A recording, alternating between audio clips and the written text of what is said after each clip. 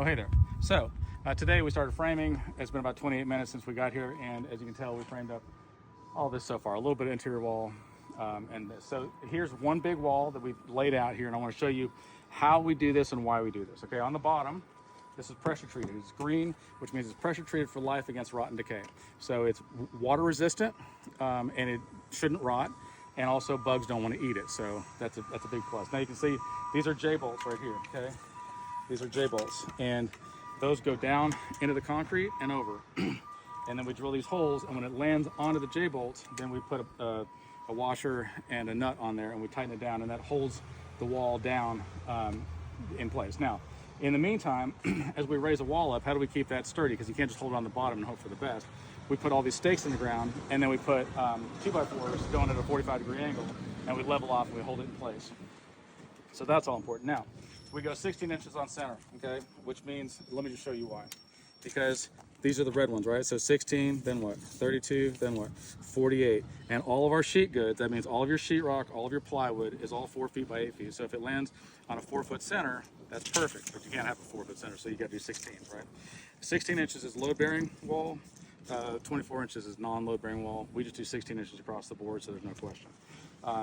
So then on the top, this is called a king stud, and this is called a jack stud. Now the jack stud holds the weight of this. If this wasn't in place, we could just nail it on the side, and then the only thing holding it would be these nails. And so if there's stress from the roof pushing down on it, it would just bend those nails and it would crush your door, and it wouldn't work right. So this takes weight all the way down to the concrete. So that's why you have a jack stud underneath every header. Okay, this header goes above the door, and we've got more pieces here.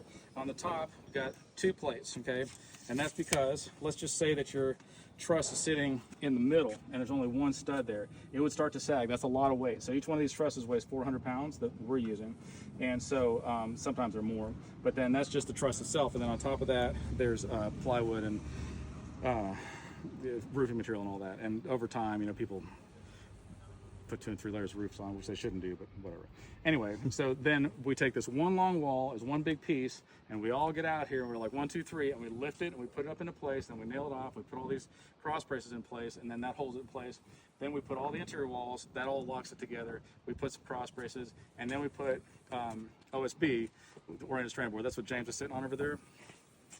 And so we put that on, and that gives it shear strength. Now here's what happens. If you've got boards that are like perpendicular to each other and you push on it, they just wobble back and forth because they've got a pivot point to wobble on. But if you put a 45 on it and you nail it, you nail it, you nail it, then that 45 gives it strength, right? It won't go against. It's like somebody holding up against a wall or something like that.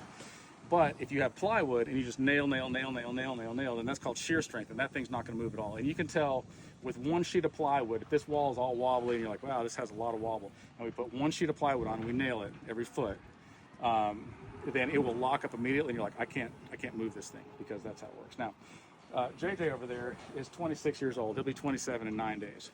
And he said, man, I messed my back up pretty bad because I've been doing this for several years. And it's hard to sleep, and it hurts all the time, and I got to take breaks sometimes. And I was like, don't worry. The longer that you do this kind of work, like the more years, I'm twice as old as you, so the longer that you do this kind of work, your back will get better, your sleep schedule will get better. And he's like, Mo's looking at me like, what? That's not true. It gets worse and worse and worse. I can't remember the last time I wasn't sore and tired. If you can remember the last time you weren't sore and tired, then please write it in the comments, because I have no clue. I think it's been decades. I might have been a child or infant or something like that. And even then, not so much. Anyway, we're gonna get back to work.